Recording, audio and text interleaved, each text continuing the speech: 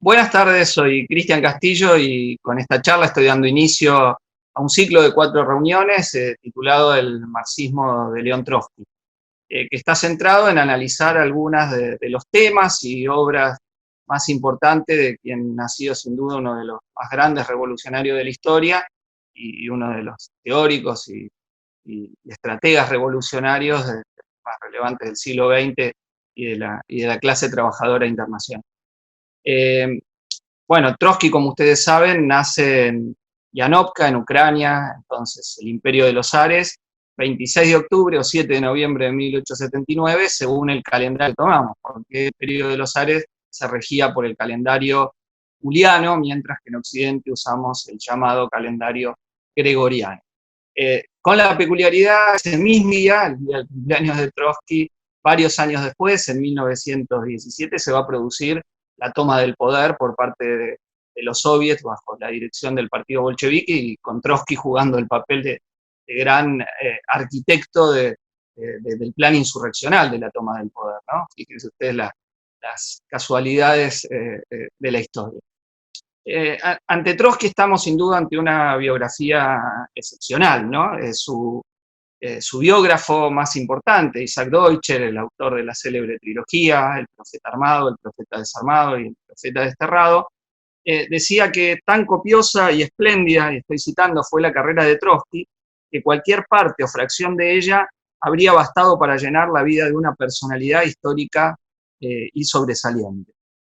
Bueno, no hay ninguna duda de esto, porque fíjense ustedes, para 1917, es decir, el momento de la toma del poder, Trotsky ya había pasado por 2 exilios, luego de haber sido en 2 ocasiones puesto en prisión por el zarismo y haber huido de los campos de deportación a los cuales, en uno en Siberia y en otro en el trayecto mismo que lo estaban llevando.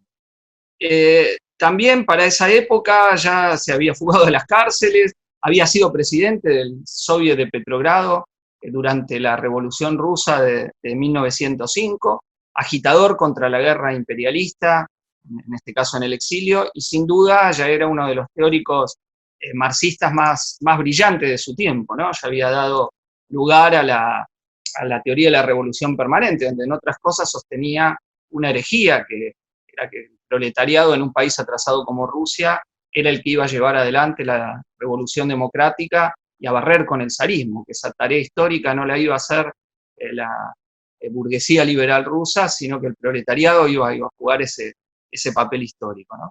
Y bueno, y también Trotsky anticipó que el proletariado no se iba a detener a los límites de la propiedad privada, sino que barrido el zarismo iba a avanzar también sobre la propiedad capitalista. Si Lev Davidovich Bronstein, que era su nombre real, ustedes saben que Trotsky es un seudónimo que toma durante su primera fuga, con el cual llega y se hace conocido ya entre los exiliados rusos de comienzos del siglo XX. Sí, pero decía, si Lev Davidovich Bronstein hubiese fallecido a comienzos de los años 20, más o menos de los años 20, hoy hace un siglo, del siglo pasado, más o menos en la época cuando murió Lenin, Trotsky habría sido recordado como uno de los 2 grandes líderes de la Revolución de Octubre, como el fundador y dirigente del Ejército Rojo, como su caudillo en la Guerra Civil y como el mentor y organizador junto con Lenin de la Tercera Internacional, en la que antes de su burocratización, en los 4 primeros congresos, fue sin duda el punto más alto alcanzado por una dirección internacional del movimiento obrero, por un verdadero Estado Mayor de la clase obrera internacional. A la vez, las ideas que Trotsky va a defender en la lucha contra Stalin dentro de Rusia primero, entre 1923 y 1929, constituyen sin duda uno de los capítulos más trascendentes y dramáticos en los anales del bolchevismo y el comunismo, ¿no? Y Trotsky fue entonces protagonista de una de las controversias más importantes que tuvo el movimiento comunista en el siglo XX, como defensor de la industrialización y la economía democráticamente planificada de la democracia soviética, y como portador de todos aquellos que van a resistir dentro del partido bolchevique el advenimiento del estalinismo y la burocratización. El propio Deutscher dice que aun cuando Trotsky no hubiese sobrevivido al año 1927, habría dejado tras de sí un legado de ideas que no podría ser destruido ni condenado al olvido permanente. un legado de ideas por el cual muchos de sus seguidores se enfrentaron al pelotón de fusilamiento con su nombre en los labios. Se refiere a los fusilamientos hechos por Stalin de los oposicionistas comunistas, parte de la oposición de izquierda, que fueron sometidos a todo tipo de vejámenes y que frecuentemente gritaban Trotsky en el momento en que eran fusilados, ¿no? Eh, enfrentando, digo, la burocratización stalinista. Parte de este periodo del nacimiento de Trotsky hasta esta época, ustedes pueden encontrarlo sin duda en su excelente y indispensable autobiografía, Mi vida. Esta es la edición que hizo Ediciones IPS en el año 2012, es el segundo tomo de las obras escogidas que venimos editando desde el Instituto del Pensamiento Socialista y el Centro de Estudios, Investigaciones y Publicaciones León Trotsky en conjunto con la Casa Museo Trotsky de México. Y esta autobiografía es un texto lleno de lecciones de vida revolucionaria y además está hecha con un enorme talento literario que era también uno de los rasgos que caracterizaba a Trotsky. Bueno, pero la vida de Trotsky continuó y Trotsky ya en el exilio se ve en un contexto en donde debe enfrentar la crisis de los 30, al estalinismo que se había extendido, empezar a organizar la oposición de izquierda en el terreno internacional, que luego daría lugar a la fundación de la Cuarta Internacional en el año 1938, y analizar fenómenos histórico-políticos de enorme envergadura, como el ascenso del fascismo, luego de Hitler, los cambios de la situación en Francia, la Guerra Civil Española, y haber previsto que después de la Primera Guerra Mundial no era un periodo de estabilización larga lo que se venía, sino que iba a ser un prolegómeno, un interludio, mejor dicho, entre una primera guerra y una segunda, que si no triunfaba la revolución proletaria iba a ocurrir en forma prácticamente inevitable. Bueno, Trotsky finalmente es asesinado el 20 de agosto, cuando actúa un sicario del estalinismo, Ramón Mercader, que se infiltra en su grupo selecto en México, donde Trotsky había llegado al exilio a partir de ningún país lo quería como exiliado, como asilado político, y el general Lázaro Cárdenas acepta esto, y por eso los últimos años de la vida de Trotsky son en México. Es bueno saber que Trotsky tuvo cuatro hijos, dos hijas primero con su primera compañera, Alexandra Sokolovskaya, la que lo hace marxista. Trotsky, el primer año de su militancia política es populista, por los populistas rusos, y Alexandra Sokolovskaya, del grupo en el que él participaba, su primera compañera, lo convence para el marxismo, ¿no? Y bueno, y con ella tiene sus dos primeras hijas y luego tiene otros dos hijos con Natalia Sedova, su compañera de toda la vida, León Sedov y Sergei, y los cuatro hijos de Trotsky mueren en condiciones trágicas y producto de la represión del estalinismo, ¿no? En particular a León Sedov, que militaba codo a codo con él, el estalinismo lo asesina poco tiempo antes de asesinar al propio Trotsky. Sergei, su hijo, que era matemático y no tenía intervención política activa, sin embargo también es asesinado, desaparece de hecho en la Unión Soviética de Stalin. Es decir, que la vida de Trotsky es la vida de un revolucionario íntegro, ¿no? Que nunca deja de luchar aún en las condiciones más adversas y que incluso considera que su papel más importante en la historia es cuando, ante la burocratización de la Unión Soviética y la profunda perversión del marxismo, él da lugar a la fundación de la Cuarta Internacional y trata de forjar una corriente de cuadros para orientarse frente a los acontecimientos que se venían de la Segunda Guerra Mundial. Bueno, hay varias biografías de Trotsky que ustedes pueden consultar, la de Jean-Jacques Marie, que se llama Trotsky, editada en español, una en francés, de historiador trotskista también, es Pierre Bruet, de Gabriel García Higueras, Trotsky en el ensayo de la historia, digo por nombrar, bueno, la de Deutscher que mencionaba antes, la de Isaac Deutscher, sin duda la más relevante por el papel histórico que jugó en el momento de su publicación, que acercó las ideas de Trotsky a muchas personas, aun cuando Deutscher tiene muchas controversias con Trotsky, cuando las conclusiones de esa trilogía sean, sobre todo la tercera, lugar a mucho debate y muchas particular no concuerdo con muchos de los planteos que hace Deutscher ahí, pero sin duda es la que más trascendencia histórica va a tener. Pero bueno, estos son trabajos que voy mencionando por si alguien quiere, después de seguir este ciclo, interiorizarse más sobre lo que es, sin lugar a dudas, una biografía política absolutamente apasionante de, como les decía, uno de los más grandes dirigentes revolucionarios que ha tenido la clase obrera en su historia. Bueno, estas pinceladas de la trayectoria de Trotsky nos llevan a tratar de ver qué lugar tiene, qué lugar ocupa dentro del linaje marxista, dentro de la tradición de autores marxistas, ¿no? Ustedes quizá hayan escuchado hablar de una distinción que hizo, que planteó en un texto ya de hace muchos años, que es una recopilación de 4 conferencias que da, el gran historiador británico Perry Anderson, director entonces de la Newell's Review. Bueno, me estoy refiriendo a un texto llamado Consideraciones sobre el marxismo occidental, ¿no? Donde intenta trazar la diferencia que había entre el marxismo clásico y los teóricos marxistas que van a predominar, sobre todo desde el advenimiento del fascismo en adelante, ¿no? Con más claridad desde la Segunda Guerra Mundial.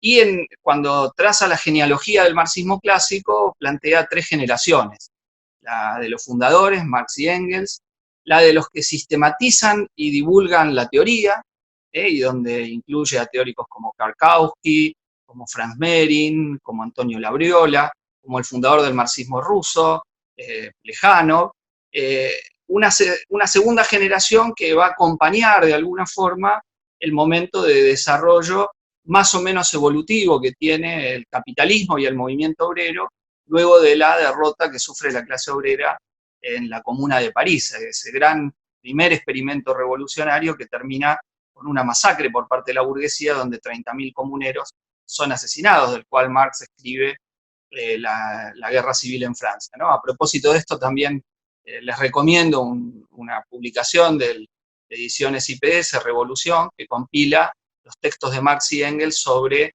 las revoluciones del siglo XIX, y del cual me tocó escribir el estudio introductorio. Así que también les dejo esta recomendación para los que les interese después con tiempo estas lecturas. Y la tercera generación es aquella en la cual uno puede poner a Trotsky, a Lenin antes que Trotsky, que era mayor de edad que él, a Rosa Luxemburgo, a Gramsci, a todos los dirigentes del bolchevismo, Zinoviev, Kamenev, Bukharin, sin duda una playa muy, muy importante de dirigentes revolucionarios, ¿no? Y esta tercera generación del marxismo tiene como una de sus características, primero es un desplazamiento, ¿no?, hacia el este del centro de producción teórica del marxismo.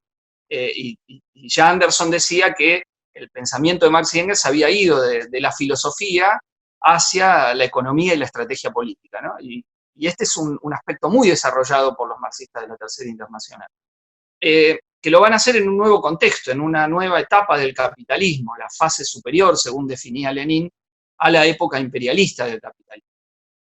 Un autor llamado Alain Brosat decía que en la época de Marx era la época del ya no de las revoluciones burguesas, es decir, donde no íbamos a ver acontecimientos similares a la Revolución Francesa de 1789 o a la inglesa de un siglo antes, y él todavía no de la Revolución Proletaria. O sea, una época donde ya el modo de producción capitalista dominaba plenamente, pero donde el proletariado todavía tenía insuficiente madurez social y política como para hacerse del poder.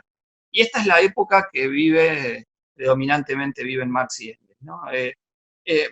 Ahora, hacia fines del siglo XIX, el capitalismo empieza a mutar en una serie de características que Lenin sintetiza en ese texto, El imperialismo fase superior al capitalismo. ¿Cuáles son estas características de la mutación del capitalismo? Bueno, la primera es la fusión del capital bancario y del capital industrial en capital financiero. La segunda, el hecho de que el mundo se encuentra repartido ya entre colonias y entre países, digo, imperialistas, y dentro de los no imperialistas o países oprimidos, países coloniales, semicoloniales y países dependientes. La exportación de capitales, es decir, en el siglo XIX el colonialismo lo que hacía era, en las colonias, tener una fuente de materia prima donde sacaban el material y luego un mercado donde colocaban parte de su producción manufacturera. Bueno, lo nuevo que empieza a ocurrir a fines del siglo XIX es la exportación de capitales, la apertura de fábricas directamente en países coloniales y semicoloniales. Y en ese sentido, las características del imperialismo llevaban a definiciones políticas, que era que efectivamente si los países capitalistas no eran todos iguales, sino que había opresores y oprimidos, en el caso de un enfrentamiento para los marxistas, en esto no había neutralidad. Y era relevante porque en la Segunda Internacional, digamos brevemente, la Primera Internacional ocurre con Marx en vida, como frente único de las distintas tendencias del movimiento obrero. La Segunda Internacional se funda con el liderazgo de Engels, y su gran partido emblema es el Partido Obrero Socialdemócrata Alemán. En la Segunda Internacional el problema del colonialismo era un problema de debate y disputa. Es decir, había un sector, el sector más oportunista, que sostenía las políticas colonialistas de sus propios estados con una visión de que iban a llevar el progreso a las colonias, ¿no? De alguna manera, más o menos eso era lo que planteaban, el apoyo a las empresas coloniales. Y que esa forma iba a superar el retraso, y bueno, y de esa manera iba a desarrollarse el socialismo en esos países. Bueno, en la Segunda Internacional también hay un ala que se opone a esto y defiende la lucha de las colonias en contra de las grandes potencias, ¿no? Tengan ustedes en cuenta que hasta la Segunda Guerra Mundial, casi todo África y Asia son territorios coloniales. Si ustedes miran el mapa africano, por ejemplo, es impresionante. Bélgica, Italia, Francia, Alemania, Gran Bretaña, entre otros, controlan prácticamente todo el territorio, ¿no? Bueno, y gran parte de Asia ocurre lo mismo. Entonces, digo, qué posición tomar frente a la disputa de las colonias es un tema clave. Lenin, claramente, en ese trabajo, bueno, da una línea que sería característica de la Tercera Internacional, fundada poco después de la victoria de la Revolución de Octubre. Entonces, a Trotsky lo tenemos que poner en esta generación de marxistas, ¿no? En marxistas que están mucho más enfrentados permanentemente a la perspectiva de la revolución o la contrarrevolución, ¿no? Donde la actividad clandestina es característica en el caso de todos los marxistas rusos que enfrentaron al zarismo. Ya se los comenté cuando le dije que siendo muy joven Trotsky ya había pasado 2 veces por las prisiones zaristas, sus campos de deportación, y había tenido que ir al exilio. Y entonces esto hacía al marxismo ruso infinitamente más revolucionario de lo que podía ocurrir en el caso del occidente europeo, donde los marxistas actuaban en condiciones de legalidad, y en el caso de los socialdemócratas alemanes, con una tendencia creciente a su integración al Estado. Entonces digo, a Trotsky tenemos que ubicarlo en esta generación de marxistas. Y esta generación de marxistas se va a caracterizar también por la revalorización de la estrategia. Esto es muy importante. Trotsky dice en un libro que se llama Stalin, el gran organizador de derrotas, y en otros textos, ¿no? También señalaba lo siguiente, les leo, dice: la idea de una estrategia revolucionaria se consolidó en los años de posguerra, se está refiriendo después de la Primera Guerra Mundial, al principio indudablemente gracias a la afluencia de la terminología militar. Dice Trotsky, pero no por puro azar. Antes de la guerra, antes de la Primera Guerra Mundial, no habíamos hablado más que de la táctica del partido proletario. Esta concepción se correspondía con exactitud suficiente a los métodos parlamentarios y sindicales predominantes entonces, y que no salían del marco de las reivindicaciones y de las tareas corrientes. La táctica se limita a un sistema de medidas relativas a un problema particular de actualidad, o a un dominio determinado de las clases, mientras que la estrategia revolucionaria se extiende a un sistema combinado de acciones que en su relación, en su sucesión, en su desarrollo, deben llevar al proletariado a la conquista del poder. Es decir, que este aspecto que va a caracterizar tanto a Lenin como a Trotsky, y que van a dar lugar a un marxismo con lo que hemos llamado en algún momento un marxismo de predominancia estratégica, ¿no? Generan el problema de cómo hacerse del poder. Es decir, no la actividad rutinaria cotidiana que caracterizaba la socialdemocracia alemana, donde el poder de los obreros era algo futuro, pero no algo que se pensaba como donde cada lucha parcial estaba integrada en la estrategia de la lucha por el poder. Bueno, la idea de estrategia llega con todo al marxismo de la Tercera Internacional, ¿no? Obviamente, tanto Lenin como Trotsky tienen una lectura muy profunda de Karl von Clausewitz, el teórico burgués de la guerra, y parte de esas traducciones van a estar presentes en el lenguaje del marxismo de la Tercera Internacional. Bueno, Trotsky, como les decía, es un gran teórico y su obra es verdaderamente impresionante sobre la cantidad de temas, los análisis políticos minuciosos de numerosos países, ¿no? También Anderson en otro texto que se llama Las antinomias de Gramsci marca cómo en realidad Trotsky manejaba mucho más sofisticadamente las gradaciones y diferencias de los regímenes políticos de Europa occidental que Gramsci. No, insisto, Trotsky no es solo un gran teórico, no, sin duda de los más capaces, un fino manejador de la dialéctica, alguien que se había formado en la lectura de Antonio Labriola, como él reconoce en su propia autobiografía y como uno puede verlo de la lectura del tipo de marxismo que Trotsky despliega, sino Trotsky es un enorme hombre de acción, ¿no? Su lugar en la presidencia soviética de Petrogrado, en la organización de la insurrección de 1917, donde quizá algunos de ustedes sepan, hay una profunda crisis en el grupo dirigente del partido bolchevique, al que Trotsky había entrado un poquito antes de la toma del poder, más bien cuando vuelve del exilio después de que en febrero de 1917 el zar fuese derrocado. En lo que era la dirección del partido bolchevique se habla de una crisis sobre, bueno, están llegando los momentos decisivos y qué se hace, ¿no? Y un sector opinaba que esto era una aventura. Zinoviev y Kamenev son los que expresan eso dentro del pequeño círculo dirigente de los bolcheviques, ¿no? Lenin decía hay que tomar el poder con las organizaciones revolucionarias del partido, y Trotsky, coincidiendo con Lenin, que era el momento, plantea una táctica especial que es hacer coincidir el momento insurreccional con el segundo Congreso Panruso de los soviets, ¿no? Entonces Trotsky presenta como defensiva la acción por la toma del poder.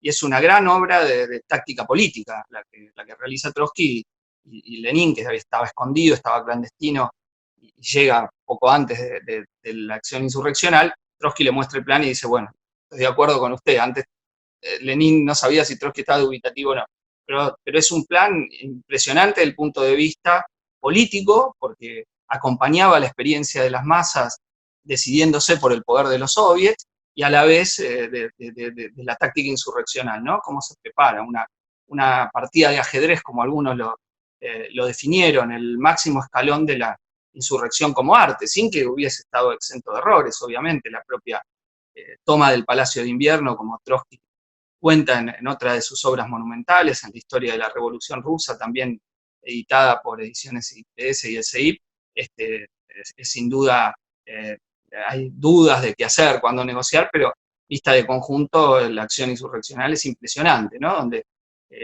no es un mero golpe de Estado, como han querido decir sus críticos, sino el resultado de un proceso histórico, donde las fábricas y los cuarteles se van definiendo en función de la conquista del poder, ¿no? Quien ve esa historia en movimiento, sin duda ve un proceso político impresionante, ¿no? Y que permite llegar a la conquista del primer Estado obrero de la historia. Bueno, Trotsky siempre, digo, hasta los últimos días de su vida, participa de todas las luchas políticas de su tiempo, es un organizador revolucionario y dedica toda su vida a esto, por decirlo de algún modo. Yo creo que este curso que vamos a hacer tiene mucha actualidad, ¿no? Es muy importante hacerlo en este momento. Es un curso que va a estar estructurado, como decía, hoy hacemos una reunión de presentación, y después va a estar centrada en 3 temas que a la vez acompañan 3 trabajos de Trotsky. El primer tema que van a ver la semana que viene es la teoría de la revolución permanente, ¿no? En su primera formulación y luego en su formulación posterior, y discutiendo qué tiene de actual esta teoría, que fue profundamente original, no en el uso del término, que es un término que había usado Marx, que lo habían usado los jacobinos antes, durante la Revolución Francesa, estaba en el debate político de la Revolución de 1905, pero Trotsky le da un sentido original que no tenía ningún otro autor, ¿no? Que, como les decía, en Resultado y Perspectiva, capta la dinámica revolucionaria que vamos a ver 12 años después.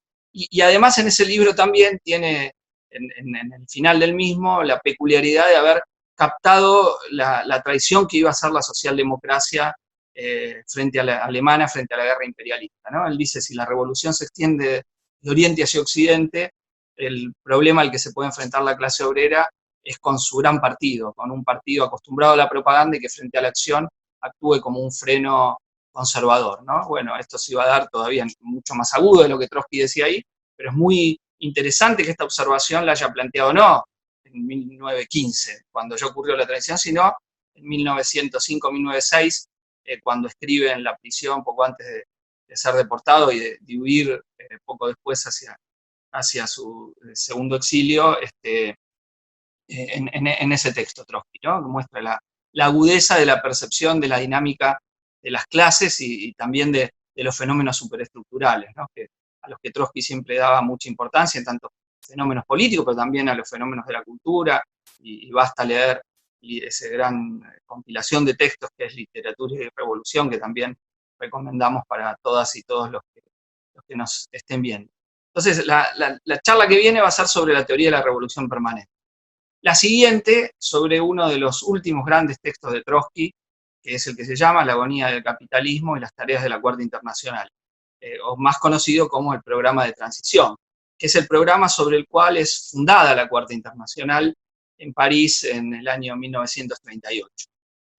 Una reunión hecha en la clandestinidad y donde muchos de los que la estaban preparando eran sistemáticamente asesinados por el estalinismo, donde Trotsky obviamente no puede acudir, pero donde todos los debates en torno a la fundación de la Cuarta y su programa, bueno, son debates enormemente enriquecedores para todo el que participa de la lucha política revolucionaria. Y sin duda ese texto es actual porque está escrito en una situación catastrófica, de grandes choques, de la economía mundial en crisis por la crisis del 30 y de grandes choques entre las clases, ¿no? Poco antes de que se vaya la guerra. Ustedes saben que la Primera Guerra Mundial empieza en el año 1939. Y los choques que se empezaban a ver tenían a la revolución como la posibilidad de frenar. Entonces es un programa que está hecho para ver si o la revolución frena la guerra o de cómo intervenir ya en la guerra en los distintos países. Y es un programa que tiene una ubicación histórica, pero que a la vez plantea un método de cómo intervenir frente a situaciones en donde la dinámica de la lucha de masas tiene una separación, digamos, de la conciencia de masas en realidad, de la necesidad de la toma del poder, ¿no? Entonces, ¿cómo ayudar con un programa al convencimiento de que es necesario la conquista del poder por parte de la clase trabajadora? Bueno, la tercera charla entonces va a girar acerca del programa de transición y su actualidad en estos momentos donde vivimos la crisis detonada por la pandemia. Bueno, sin duda es un texto muy, muy, muy actual. Y la última, la que va a cerrar esto, nos va a hablar de la democracia soviética. A partir de un texto, para tomar como referencia, que es otro gran trabajo de Trotsky, también editado por Ediciones IPS y el CEIP, La Revolución Traicionada, del cual escribimos el prólogo para esa edición con Matías Mayelo, pero que hace no solo la explicación de lo que fue la Unión Soviética, ¿no? A dónde va la Unión Soviética, es el título que también tiene La Revolución Traicionada, sino a cuál es la perspectiva de la sociedad de transición por la que pelea Trotsky, es decir, qué opone a la burocratización del Estado obrero defendida por el estalinismo, al régimen burocrático y totalitario. Entonces la perspectiva de la democracia soviética, una forma de democracia superior a todas las que hemos visto en el capitalismo, ¿no? Y bueno, y este es el tema con el cual vamos a cerrar, es decir, por qué es actual la perspectiva del comunismo. Yo creo que pensado de conjunto, obvio, esta es una introducción a temas que a la vez vamos a ver introductoriamente, porque cualquiera de ellos puede tener un desarrollo de un seminario en sí mismo, ¿no? Dan para mucho. Pero de una obra que también es vastísima y de la cual, insisto, seleccionamos algunos temas En realidad tendría que decirse Introducción al marxismo de León Trotsky, el seminario que estamos viendo, ¿no? Pero creo que a ustedes los va a llevar a reflexionar sobre temas que tienen que ver con la acción revolucionaria hoy, porque este no es un curso que hacemos con un fin de divertimento o un fin académico, aunque alguno lo puede ver y aprender por el solo hecho de hacerlo, pero es fundamentalmente para que quienes queremos transformar el mundo, quienes queremos intervenir en esta realidad para tratar de torcer su rumbo, bueno, tengamos más elementos, ¿no? Y las ideas estas de Trotsky son hoy imprescindibles para intervenir, porque si algo sabemos es que el capitalismo no se va a caer solo. La burguesía lo ha demostrado con creces a lo largo de su historia, ha preferido hacer todo tipo de genocidios antes que entregar su poder, ha soportado derrotas, se ha vuelto al contraataque recuperando territorio perdido por las victorias que supo realizar la clase obrera y las masas populares durante el siglo XX. Entonces digo, es un tema crucial, ¿no? Porque si algo pone sobre el tapete la situación actual es la necesidad de la construcción de una organización revolucionaria en el terreno nacional e internacional. O cuando uno dice marxismo con predominio estratégico, ¿qué está hablando? Bueno, ¿quién lleva adelante la lucha por una estrategia determinada? Y eso no puede ser más que una organización revolucionaria, ¿no? Nosotros quizá venimos de una época histórica, al menos hasta el año 2008-2009, donde lo que hemos llamado la restauración burguesa, el neoliberalismo, incluyendo la vuelta atrás de la transformación capitalista y la restauración en lo que era la Unión Soviética, en la propia China, en Europa del Este, creó también un clima profundamente individualista y contrario a la militancia revolucionaria. Pero uno sabe que el mundo no lo cambian individuos, sino grandes acciones colectivas de las clases, pero que las clases no actúan en el vacío, sino que actúan con determinadas organizaciones. Y la organización revolucionaria no puede por sí misma generar que las masas quieran hacer la revolución. Pero sí, cuando las masas tienden a enfrentarse al orden existente, juega un papel clave. Si no hay una dirección con una estrategia clara que sepa combatir, bueno, esa oportunidad se pierde y el régimen de explotación se mantiene. Y en periodos convulsivos como el que estamos viviendo, revolución y contrarrevolución frecuentemente van juntos, ¿no? Vamos hacia ahí, todavía no estamos ahí, pero muy probablemente nos acerquemos a épocas con esas características, ¿no? Les voy a leer también una cita importante de Trotsky sobre los cambios bruscos, sobre la característica de nuestra época. Dice Trotsky que si no se comprende de una manera amplia, jerarquizada, dialéctica, que la actual es una época de cambios bruscos, no es posible educar verdaderamente en el punto de vista estratégico de la lucha de clases, combinar exactamente sus procedimientos tácticos, ni sobre todo cambiar de armas bruscas, resueltas audazmente ante cada situación. ¿No? Muy interesante esta cita hoy. Algo de estos cambios bruscos, un procesos no evolutivos, es lo que estamos empezando a vivir. Piensen ustedes Estados Unidos antes de la pandemia con un 3%, 4% desocupados y ahora cifras astronómicas, ya hay 26 millones de desempleados que han pedido el subsidio del desempleo. Piensen ustedes, todo el mundo pre-pandemia y lo que está ocurriendo ahora, ¿no? Esos son cambios bruscos, o sea, de golpe situaciones estables pueden totalmente darse vuelta, ¿no? Y esto es lo que tenemos que estar preparados para este momento de cambios bruscos. Pero estar preparados significa que tener una estrategia, un programa y tácticas para poder intervenir en esa situación. Y uno dice intervenir, pero no intervenir como individuo, intervenir colectivamente.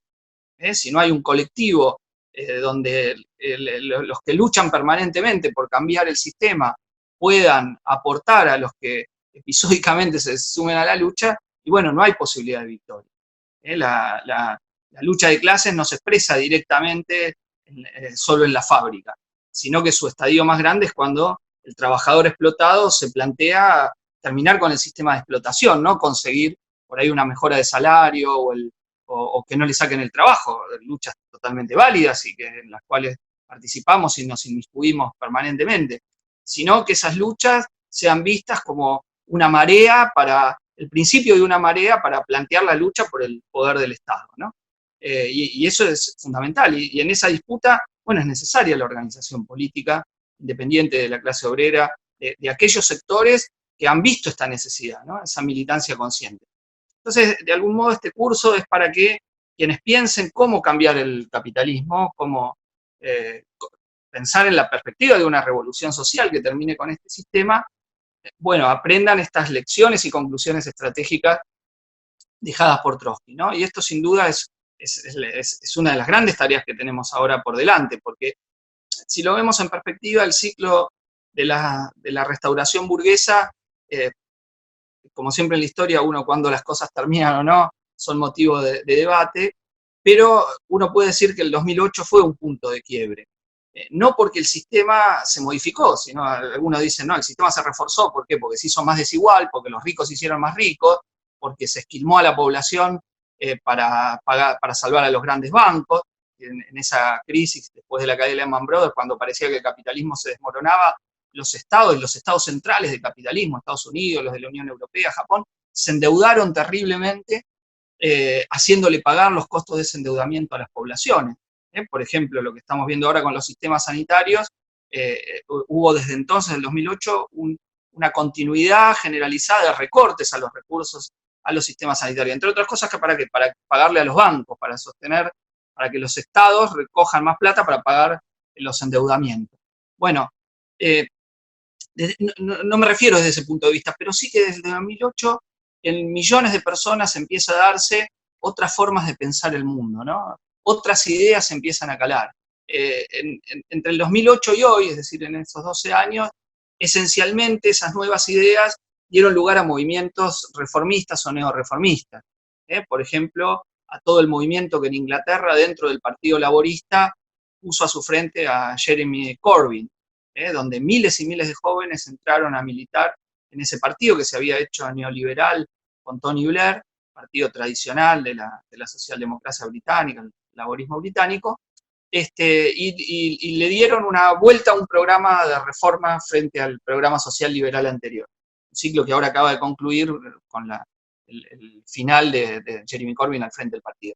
Pero esos miles de jóvenes empezaron a plantear de vuelta la nacionalización de los recursos públicos, de la salud, etcétera, etcétera, fueron un gran fenómeno político. O Estados Unidos, donde lo que se expresó como el movimiento de apoyo a Sanders y la revitalización de un partido que era muy pequeño, muy chico, que era la socialdemocracia estadounidense, el Democratic Socialists of America, que no tenía mucho peso y también entraron miles y miles de jóvenes que son parte de la base del movimiento de Sanders y también ideas como el Medicare for All, el sistema de salud público para todos, ¿no? En un país donde está profundamente privatizado.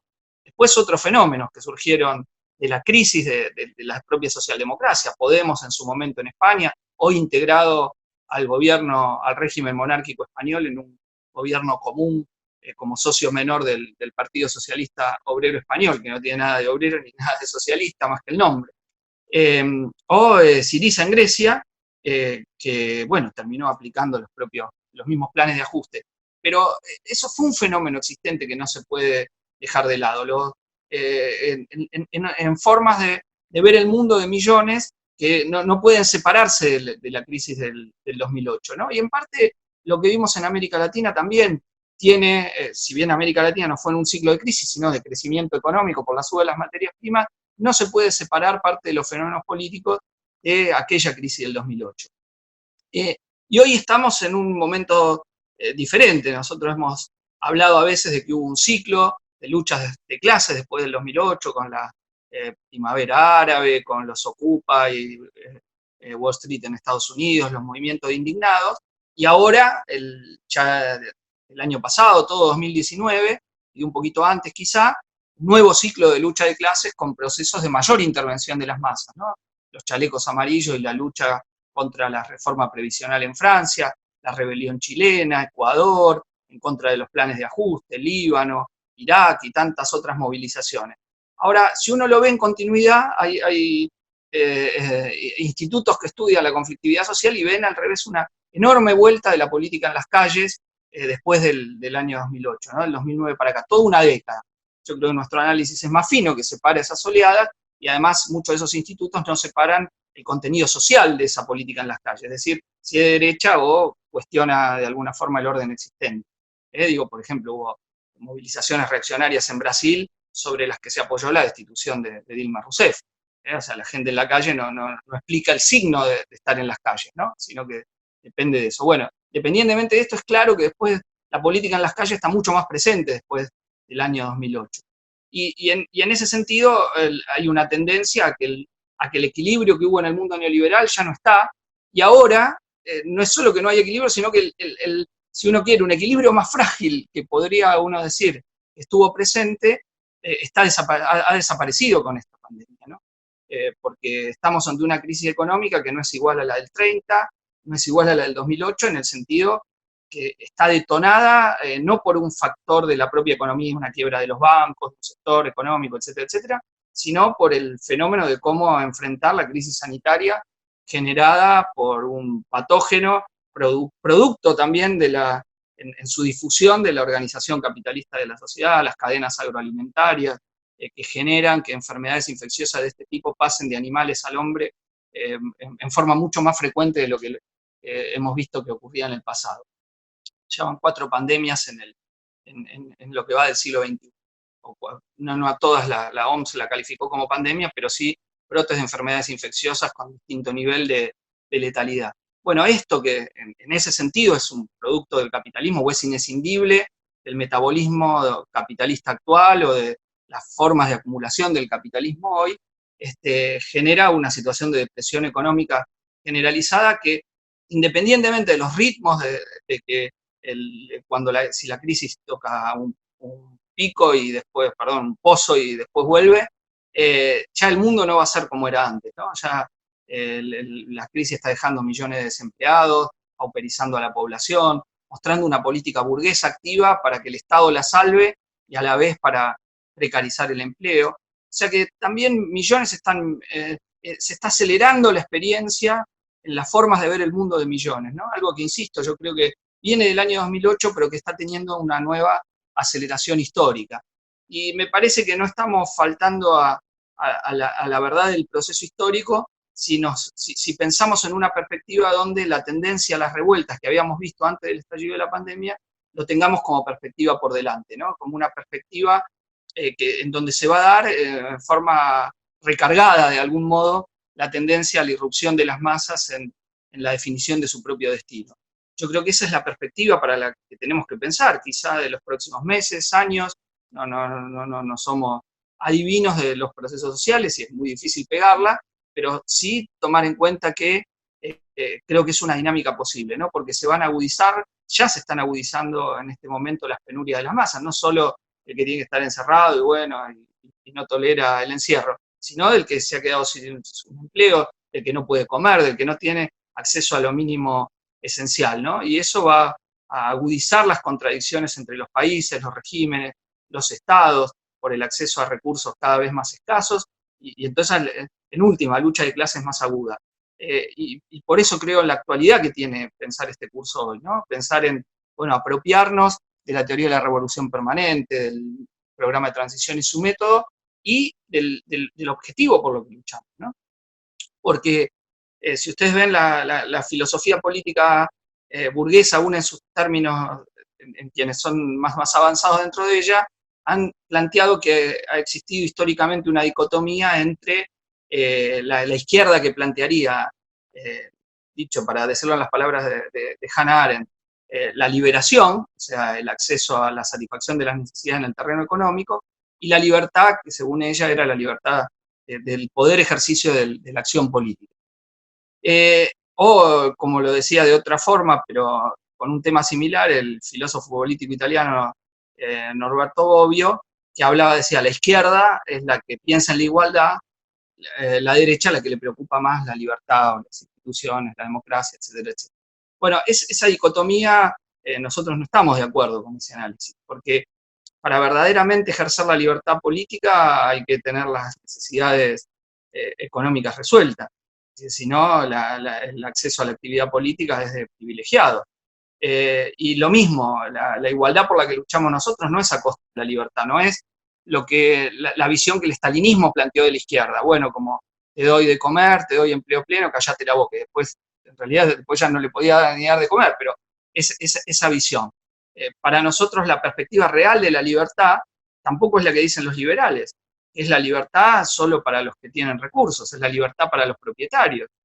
Para otros la libertad capitalista es la libertad de morirse de hambre, la libertad de no tener acceso a nada, la libertad de salir con un carro a cartonear aún en plena pandemia sin los recursos sanitarios de protección mínimo, la libertad de hacinarse 6 o 7 personas en una vivienda y donde uno se contagia enseguida el resto, la libertad de no tener acceso a la salud pública como ocurre en Estados Unidos con 1/3 de la población.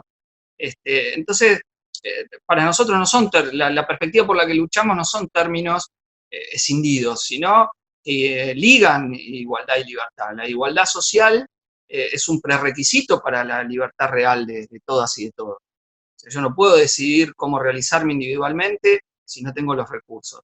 Y nosotros vivimos en una sociedad que no es que no tiene recursos, sino que estos están concentrados en muy pocas manos. Entonces se trata de pensar en una sociedad donde seamos verdaderamente libres, pero donde la igualdad es un prerequisito para lograr la libertad. Y eso es muy importante tenerlo en cuenta. La historia de la clase trabajadora dio formas de organización transitoria entre el capitalismo y el comunismo. El comunismo para Marx y para nosotros es una sociedad sin Estado, sin clase, sin dinero, una sociedad sin opresión, donde los recursos que existen en forma abundante puedan ser utilizados por la población en función de sus necesidades y donde nos autorregulemos en nuestra vida social sin necesidad de que nadie oprima a otro. Ahora, hasta llegar a esa posibilidad civilizatoria, bueno, hay que sacarle el poder a los capitalistas y después empezar a construir el socialismo. Y en eso no se puede prescindir de una forma de organización estatal transitoria, un Estado de los trabajadores, de la clase trabajadora. En la historia vio formas distintas que superan a lo más amplio que uno puede ver de una democracia capitalista, donde la libertad es votar cada 2 o cada 4 años.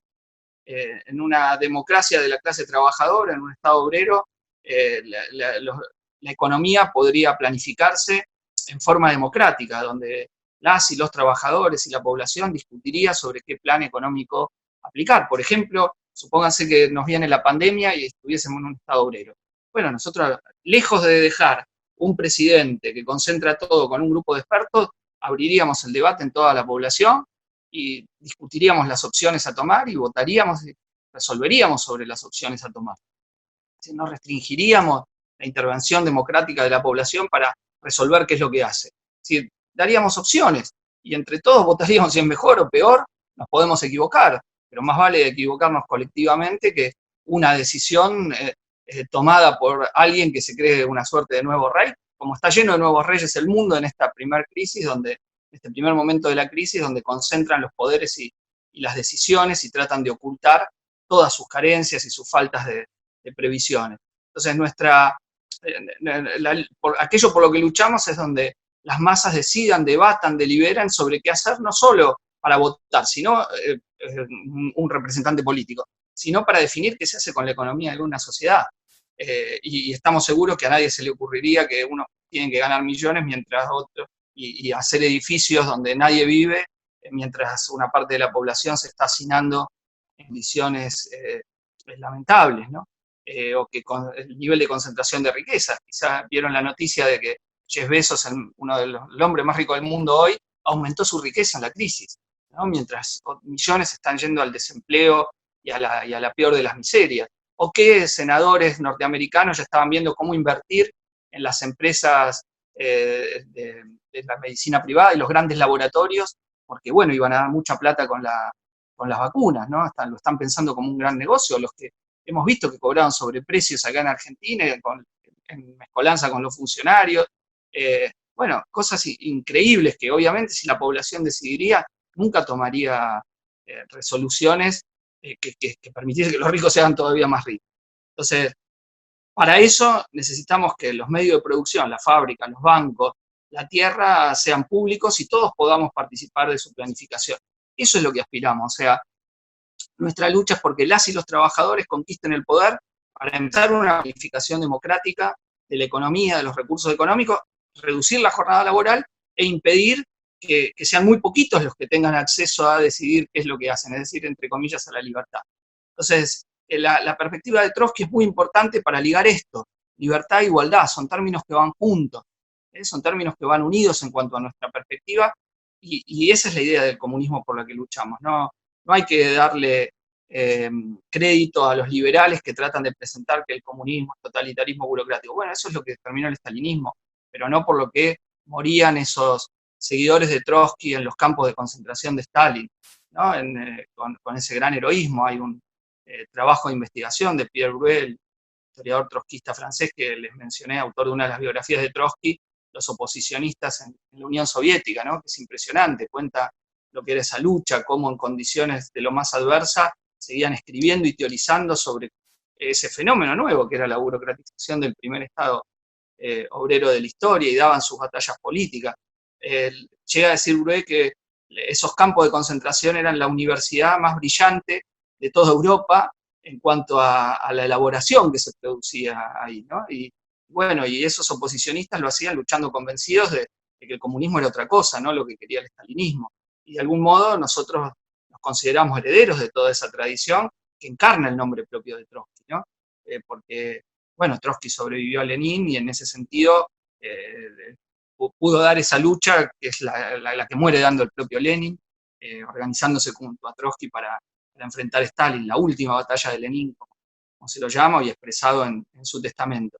Bueno, Trotsky la pudo seguir y vio otros fenómenos, y por eso fue prolífico en dejarnos una guía, si se quiere, sobre cómo enfrentar otras situaciones políticas. Sabiendo que, bueno, Trotsky vivió su tiempo, nosotros vivimos el nuestro, pero que tenemos mucho para aprender de todo eso, ¿no? Y de esa tradición de la cual nos sentimos parte, ¿no? Y en la necesidad de poner en pie una organización revolucionaria nacional y a nivel internacional que pueda jugar ese papel en las luchas de la clase obrera, del movimiento obrero, para terminar con este sistema capitalista. Quizá ustedes lo han leído, lo han escuchado, pero sin duda Trotsky termina su testamento, ¿no? De una forma también muy clara, ¿no? Trotsky dice: fui revolucionario durante mis 43 años de vida consciente y durante 42 detrás del marxismo. Bueno, un año había sido populista. Si tuviera que comenzar todo de nuevo, trataría, por supuesto, de evitar tal o cual error, pero en lo fundamental mi vida sería la misma. Moriré siendo un revolucionario proletario, un marxista, un materialista dialéctico y, en consecuencia, un ateo irreconciliable. Mi fe en el futuro comunista de la humanidad no es hoy menos ardiente, aunque sí más firme que en mi juventud. Natalia, su compañera, Natalia Sedova, se acerca a la ventana desde el patio y la abre para que entre más aire en mi habitación. Puedo ver la brillante franja de césped verde que se extiende tras el muro, arriba el cielo claro y azul, y el sol que brilla en todas partes. La vida es hermosa, que las futuras generaciones la libren de todo mal, opresión y violencia, y la disfruten plenamente. Bueno, este testamento de Trotsky es un testamento que nos invita a la lucha, ¿no? Es un testamento de un balance, pero es un balance para seguir peleando por esas ideas por las que él combatió. Poco después de redactar estas líneas, Ramón Mercader lo asesinaba por orden de Stalin, que lo quería muerto porque frente a la Segunda Guerra Mundial la figura de Trotsky era un gigante que podía canalizar los descontentos comunistas con el liderazgo stalinista y las tendencias revolucionarias de las masas. Por eso lo asesinan. Pero leyéndolo hoy, ese texto es una invitación, bueno, a continuar esta pelea con ese espíritu que es el de luchar por cambiar este sistema. Bueno, esperamos que esta charla haya servido como primera introducción a los temas que vamos a ver las reuniones que vienen. Repito que quienes a partir de esta charla quieran formular las primeras preguntas, inquietudes, vamos a tomarlas, a contestar en un videíto antes de la segunda reunión, y bueno, y ya después, teoría de la revolución permanente, programa de transición, y lucha por la democracia soviética, como los temas de este curso, de los que estamos haciendo del campus virtual de la Izquierda Diario, donde está también el curso del Capital, que ya empezó, y el que vamos a hacer sobre las ideas de Antonio Gramsci, que va a dar Juan Dalmazo, así que esperamos que esto sirva para, no digo para sobrellevar la pandemia, porque no es como ponerse a ver Netflix, lo que estamos diciendo, para pasar el rato, sino armarse, aprovechar este tiempo para pertrecharnos teórica y estratégicamente para los combates que ya hoy mismo se están librando en nuestro país y en el mundo. Bueno, espero que les haya servido esta primera introducción. Muchas gracias.